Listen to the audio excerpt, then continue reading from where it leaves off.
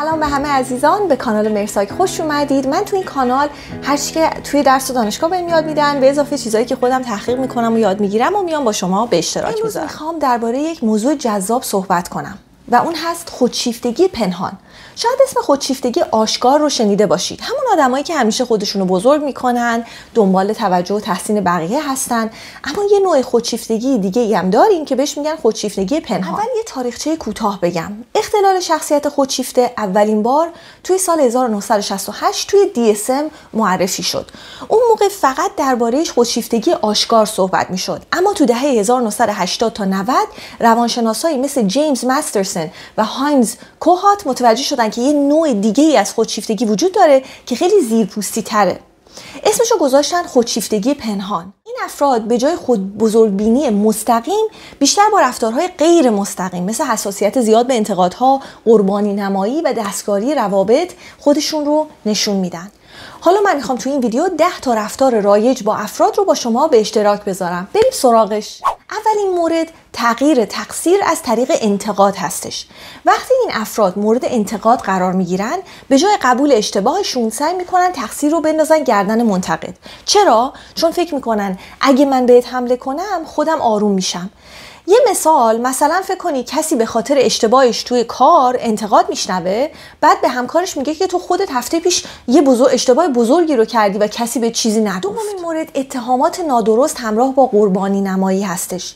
این افراد وقتی خطا میکنن سریع یه نفر دیگر رو متهم میکنن و خودشون رو قربانی نشون میدن. چرا؟ چون مسئولیت پذیری براشون خیلی سخته. مثلا یکی دیر به جلسه میرسه، بعد میگه فلانی زمان جلسه رو اشتباه به من گفته بود و همیشه من قربانی اشتباهات دیگران میشم. سومین مورد ادعای مشکلات حافظه هستش. این افراد وقتی کار اشتباهی رو میکنن یا حرف نامناسبی رو میزنن ممکنه بگن من اصلا یادم نمیاد. چرا؟ چون قبول اشتباه براشون خیلی سخته و میخوان از پیامدهاش فرار کنن. فرض کنید کسی بهتون توهین کرده.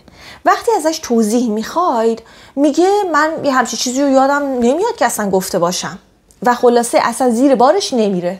چهارمین مورد مطرح کردن موضوعات حساس هستش. گاهی عمدن موضوعاتی رو پیش میکشن که باعث ناراحتی دیگران بشه. چرا؟ چون فکر میکنن اگه من ناراحتم تو هم باید ناراحت باشی. مثلا فکر کنید توی مهمونی خانوادگی کسی وسط بحث یهویی میگه اوه راستی شنیدم که مشکلات مالی داری و اینها، میخواستم ببینم که هنوزم داری، میخوای من بهت کمک کنم. و با یه حالت طعنه و خیلی بی ربطی این مسئله ما روبرو هستیم. پنجمین مورد دزدیدن اعتبار کار دیگران هستش. افراد دوست دارن موفقیت بقیه رو به نام خودشون ثبت کنن. چرا؟ چون فکر میکنن کار دیگران یه تهدیدی برای برتریشونه. فرض کنید توی یه تیم کاری کسی که یه نقش کوچیکی رو توی پروژه داشته توی جلسه ارائه میده که پروژه کلاً ایده من بوده و بدون من اصلا این پروژه جلو نمیرفته و این رفتار یه بوایی میده. مورد ششم شروع بحث بی‌دلیل هستش. گاهی اوقات بدون هیچ دلیلی بحث و دعوا را میندازن. چرا؟ چون میخوان حواس خودشون از مشکلاتی که در درونشون دارن پرت کنن. مثال اینه که توی دور همی‌های دوستانه یه دفعه در مورد یه موضوع کاملا بی ربط مثل سیاست بحث میکنن و جو جمع رو به هم میریزن. هفتمین مورد سکوت و قطع رابطه هست. وقتی ناراحت میشن ممکنه بدون هیچ توضیحی از طرف فاصله بگیرن. چرا؟ چون فکر میکنن تو باید خودت بفهمی که من از دست تو ناراحتم. انگار که مثلا ما مسئول این هستیم که ناراحتی این افراد رو متوجه بشیم و براش پاسخ همیشه داشته باشیم. یعنی دغدغه ما بشه این که آیا طرف بهش برخورد یا نخورد. یعنی به جای ارتباط مستقیم از این راههای خیلی غیر مستقیم و منفعل پرخاشگر زیاد استفاده میکنن. فخر فروشی درباره پول هستش. گاهی اوقات میبینیم که این افراد در مورد پول و داراییشون خیلی غیر مستقیم میخوان پوز بدن. چون یه احساس ناکافی بودن دارن میخوان اینجوری این ناکافی بودن رو جبران کنن. فرض کنی که یه کسی وسط حرفای خیلی عادی جمع میگه که راستی من ماشین خیلی گرون قیمتی رو خریدم، یا اینکه فهمیدید که مثلا زمینی که من خریدم چقدر شده الان، یا اینکه ببین من انقدر دلار خریدم الان دلار انقدر رفته بالا و بدون هیچ ربطی به مسئله میخوان اینو به رخ دیگران بکشن. نوعی مورد والدین منفعل پرخاشگر هستن. معمولا اینجور دسته ها وقتی توی نقش والدین قرار میگیرن میشن منفعل پرخاشگر. یعنی که توی روابط والد فرزندی گاهی اوقات رفتارهای سرد از خودشون نشون میدن یا اینکه دوری گزین میشن و به فرزندانشون اینجوری آسیب میزنن. چرا؟ چون استقلال فرزندانشون اونها رو ناراحت میکنه.